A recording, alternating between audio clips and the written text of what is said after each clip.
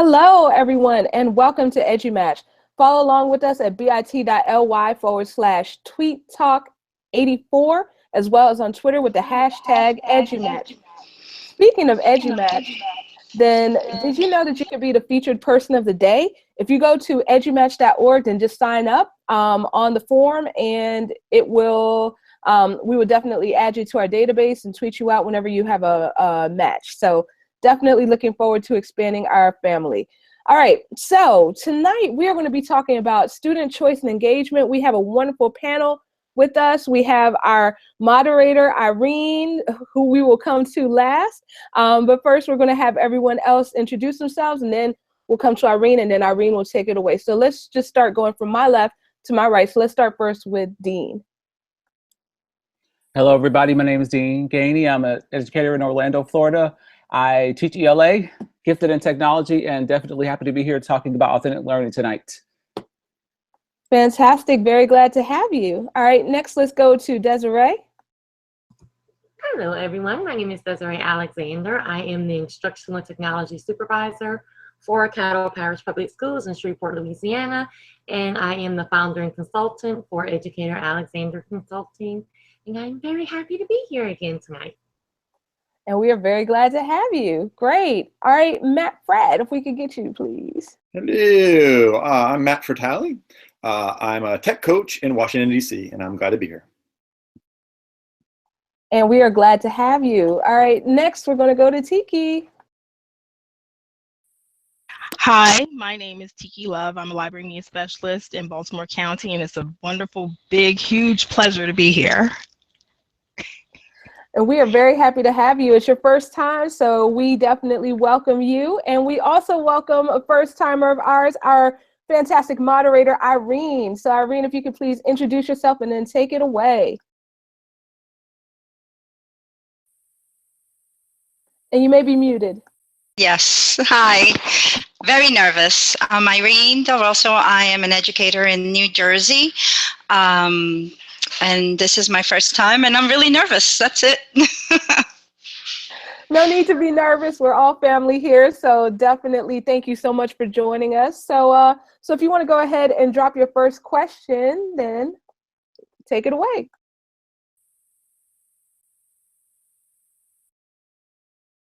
Okay, can you hear me? Yep.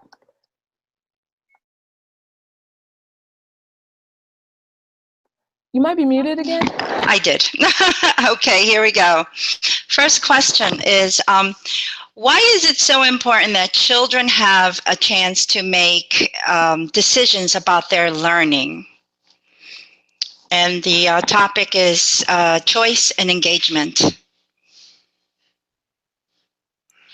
I'll go ahead and chime in on that one, Irene. I'll be the first one. I believe that authentic learning or learning choice for students makes learning meaningful for them. So it implies that they're going to actually be motivated to learn it if they had something to do with the fact that it's being learned. And I think that that's probably the best answer I can give you for that one. I can chime in after Dean. I think exactly what to kind of really piggyback off of what he said. Once students actually have a hand in producing what they're going to learn, of course they'll be more willing to learn it. But also we're trying to teach them real world values, and we're trying to teach them how to think and how to make decisions. This is a part of it, because no one's going to tell them once they graduate from high school, especially once they graduate from college, no one's going to kind of be there leading them. And we have to teach them how to make these types of decisions about what to learn, what to get into, and what content they really want, or what they really have to be passionate about. So if we want them to be those type of people that know how to lead as well as follow, we have to give them those options and to do it while they're in school. Yeah, I think Dean and Desiree really covered it. The only thing I'd add is, like, I've never heard a kid say, "Would you be the boss of me?" Right? Like, it's always like, "You are not the boss of me," right? So I mean, it's just a choice, freedom. Who doesn't love that?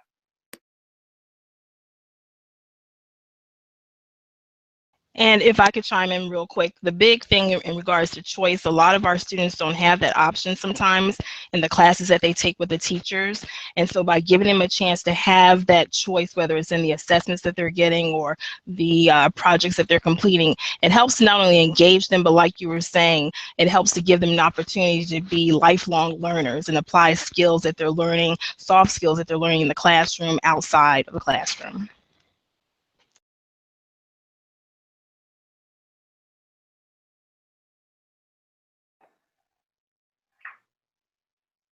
All right, great discussion. I see that Fabiana just joined us. Hey, Fabiana. Hey, how are you? Do you hear me? Yep, we can hear you. If you could please introduce yourself, then that would be great. Yes, I'm Fabiana Casella from Buenos Aires, Argentina. I teach English here as a foreign language, and I'm very glad to be joining you. I'm sorry, I'm sort of late. I'm 1 hour ahead of you. I thought it was 2, but because you're no longer on this, summertime. Yes, it's just 1 hour.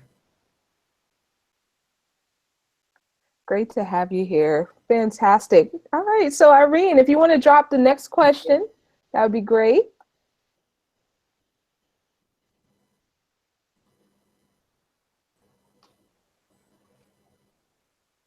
All right, and you might be muted. Yes. Okay, I'm here. Can you hear me? Yes. Yes. Okay, I'm sorry. Okay, the next question would be, what technique is foolproof to get students engaged in classroom activities? It's a question where just some ideas of something that you would do to pull them into that mindset where they're the ones who are going to go in and do the activity or the task on their own, because you use something that would help them wheel them in.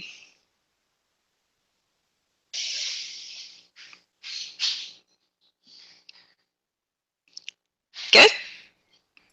I'll chime in on that one again. I have to tell you that I believe that when it comes to what I do in that classroom every day, it's 75% of my job is motivation.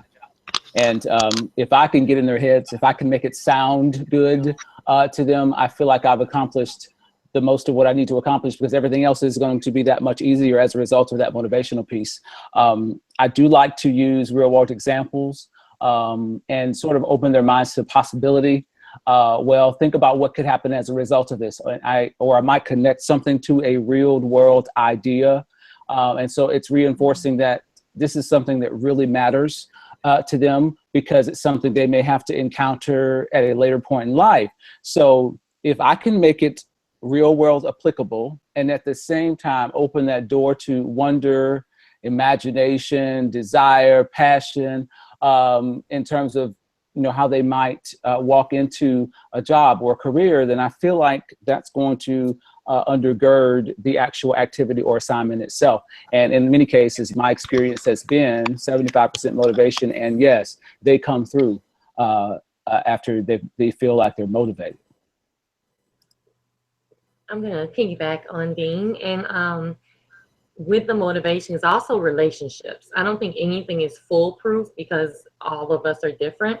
So I think it's building those relationships and really understanding and knowing your students and knowing what will motivate them is key. So I don't think anything is foolproof, but I think you have to know your people, know your students, know what will motivate them and what will get them, to really buy into the lesson. And I think part of it is the lesson being interactive. I think the lecture style, of course, sometimes you have to lecture, but I think when they can get more hands-on and when they can take their role, because, some of our students are, have different roles and like to play different roles in the lesson. So I think once they can kind of be more interactive and learn where they're comfortable and then learn how they can think outside the box, it helps with them being motivated for the lesson. And can I add on to what you were just saying? Because the big thing in regards to the idea of foolproofing it, it is a difficult one. And like you were saying, the whole idea of nothing is ever really foolproof. One thing I like to do is get a sense of what the students already know for whatever we're getting ready to cover. So if I can find out which students already have the information under their tool belts, then they can help be, whether it's a guide on the side or a mentor, a mentee, or what have you, to the students and help teach the lesson or certain little parts of it. They have a little bit more ownership if they feel as though they are helping to move along the lessons as well. And then the other thing in regards to hands-on, this year a big thing for me was using project-based learning. So I feel as though that's helped a lot with my students because they've had an opportunity to apply what we discussed in lessons and create something where other students can see what they have been able to accomplish in the lessons themselves. Yeah, it's funny. Just to build on that, I used to teach at a learning difference school, an LD school, and it was challenging. But the best part about that challenge was you couldn't lecture if you wanted to. The students wouldn't let you, so it sort of forced you to be creative. And I to help myself, I had a little quote wall, and I had a quote on the wall that said ABC, always be creating, as a reminder to myself that we're always, whether it was writing an article for the newspaper or whatever it was, just doing something. And I don't teach at a learning difference school anymore, but it doesn't. It's still great pedagogy, right? Because it's choice, and there's some element of choice, and you know, you get good results with that. I think it's my turn, isn't it? Yes. I love that ABC. I will have, in my case, this year, like last year, I'm teaching, can you all hear me well? Yes, good. I'm teaching 12, 13, 14, and 15 years old. It's first and second year of secondary school. So the youngest ones want to work because they are afraid of, you know, it's like ninth grade. So they are afraid, so they will do anything you tell them to do. The bad thing here is that I'm the, you know, the foreign language teacher. So everything they have to say is in English. So double difficulty because they have to express things they need to say in another language, and it's not, and it's a requirement. We taught you, but I mean, the first thing comes out in Spanish. So that is a barrier. And motivation can be, you know, the affected filter can be like really low because they are like nervous. They are frustrated from the very beginning, and they want to, in a way, pass. You know, they want to be good, and they want to.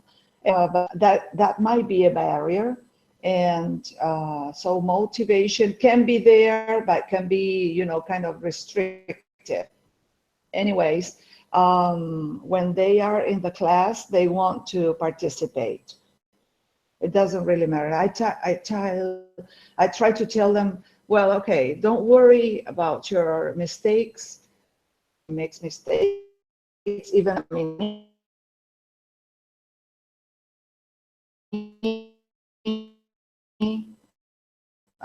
I try to lose everything.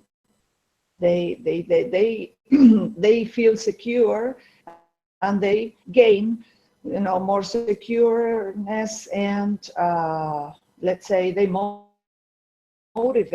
try to motivate them. They tend to shy students, and some other classes are kind of more extroverted. So in the foreign language class is different.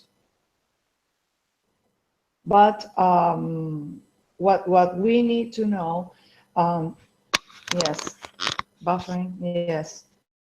Do you hear me well? Yes? Okay, good. So I have had students that don't want to be lectured, as you said, as Matthew said, and some others. And you need, if you are too creative and you bring things different things every day, they don't want to participate, want to work in the book and that's it. I don't know. I mean, it just depends on the type of group.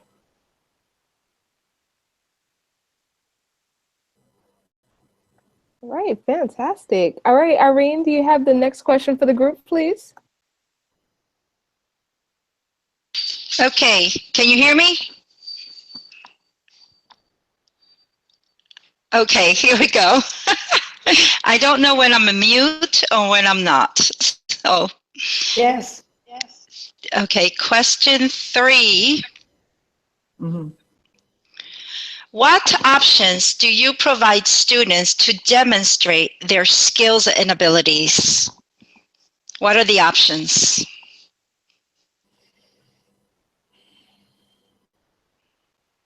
Well, I'll jump in. One of the things I used to do with my students is, number one, I would have them actually teach a lesson about whatever content we were going over after they have supposedly learned the content. I would have them take a portion of it and actually teach it to the class to see, did they actually know the skills? If you can actually teach something to someone else, you have to know it. So I would have them do that. And then a second thing that I started to get into right before I left the classroom and became a librarian, it was project-based learning. And that was, you know, it was really getting them more from, you know, taking a multiple choice test or anything like that and really digging into it and saying, okay, now you've learned it, create something from it. And that that was a good skill. And if I could go along with that, I mentioned earlier too, project-based learning, especially in the library, has been very helpful for getting the students engaged when they come with their teachers to do different units. So that's a big thing. But then also, one thing I'm finding for my students, they like to be able to discuss things a little bit more than what they normally are. I don't want to say allowed to, but than what they normally do in the classroom. So just recently we had a Socratic seminar, and we actually had the students create their own questions based on the information that they had just learned. And they really were into that because it was a skill they hadn't had a chance to work on before. And it not only gave them a chance to have a little bit more voice in regards to the questions that they were talking about with their peers, but then also showing what they had learned and applying it and then connecting it to the real world and other things that are going on currently, whether it's current events or within their communities or what have you. So I thought that was really cool. Just to get on the PBL train, we've been doing Genius Hour for a while, and we made a lot of big steps this year. In 30 seconds, I'll tell you what I learned this year about Genius Hour. You start small. Usually it's like one teacher in one classroom, and something like a teacher, history, social studies teacher says, pick one world problem and how would you solve it or something. And you that's your project, and you run with that. I think the end goal is something like High Tech High, right? Where the whole afternoon, I think half of their day, I'm not sure, but is and we took like an intermediate step this year. So we have it for an hour. We're High Tech High for 1 hour a week. We have a dedicated, a Genius Hour class, and it's a team of 3 teachers, me, the tech guy, the librarian, and the art teacher for fabrication. And like, there's basically 4 steps for our there's a lot of ways you can do it, but we do topic selection is a huge step. Right? Some kids know what they want to do and half don't. And you need somebody to pull that out of them. There's usually a big research step. We have the librarian to do the big research step. There's like a fabrication, like doing it step. And yeah, and then like a sharing out step. So anyway, I have a video. I have a video about it. I'll put it in the Twitter. So if you are interested.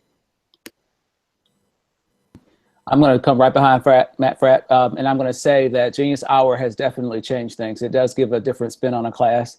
I teach ELA primarily, so it totally gives them a different mindset when it comes to demonstrating or showcasing learning. And I tend to try a lot of different things. So Genius Hour has, like I said, changed things, but there's other avenues that I try to go in as well. And I love the project-based learning idea. I love the turn and talk, stop and jot as a way of demonstrating learning, even in short bursts.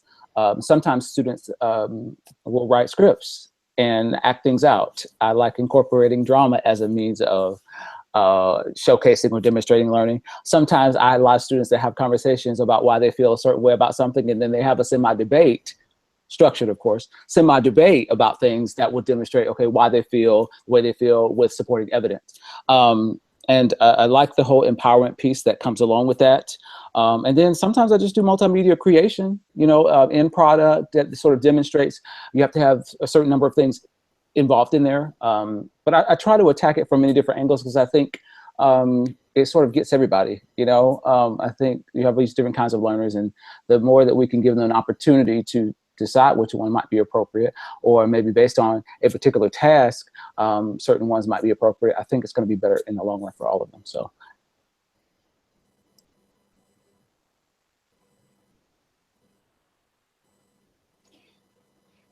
Well, I'm going to jump in. All that worried me along these years was that I wanted my students to be in the class, to come to school and to be convinced that they are doing something for themselves. And because of the comments I get here from my son, for example, who's 20, he finished school 2 years ago, and he said that most of the classes were good, or half of the classes were good. Some others, teachers, did not worry about if they liked it or not, if they had inner motivation. And so, well, in a way, he doesn't agree if I make my classes motivating for the rest of my students. And what happens is that yes, I will do. And I said, well, okay, but I need my students to feel comfortable. I need them to use the language, to practice, to be comfortable, you know. And so if I don't bring current issues or world problems, or for example, tomorrow we're going to, one of the things I'm going to do is digital citizenship. How good digital on Instagram, they are on Snapchat all the time, and how about those pictures they post? So I mean, we need to talk about that. I mean, I'm going to be very careful with whatever we do, but they are going to talk about social networking, and it's going to be their task. So it's their research, and then they are going to talk about it. I'm not going to be teaching anything. All the vocabulary they know from the books, and everything they know in Spanish, they will try to translate it, or they use directly their knowledge in English. And I think that they get engaged more or less, much more, but everything has to go, activity we do has to be related to the book and the syllabus, and things that we do, things that are connected with real life. If not, there is no point in that thing. I think that the reality in things, and that's all. Absolutely, absolutely. Were there any last thoughts? Go ahead, Irene. I think you might be muted. This was really enlightening. I got so much information, so many great ideas from those questions. Thank you, everyone. I wrote it all down so I can practice. Thank you for all those great ideas. Awesome, awesome. And thank you, Irene. Thank you for moderating. Fantastic questions. Thank you to everyone on panel for all of your great insights. Wanted to thank everyone who is tweeting with us, who's watching, who will be watching again later. So the Twitter archive will be available within the next few minutes, and this episode will be available on iTunes hopefully tonight, if not tomorrow. Hold on, I need to mute so I can cough. And that part will be edited out. So, so next week we are going to be talking badging with Noah Geisel. So definitely come back for that. Check that out. That's going to be same bad time, same bad channel. And if you want to subscribe, then please do so at bit.ly/EduMatch podcast. So again, thank you all so much for joining us, and have a wonderful week.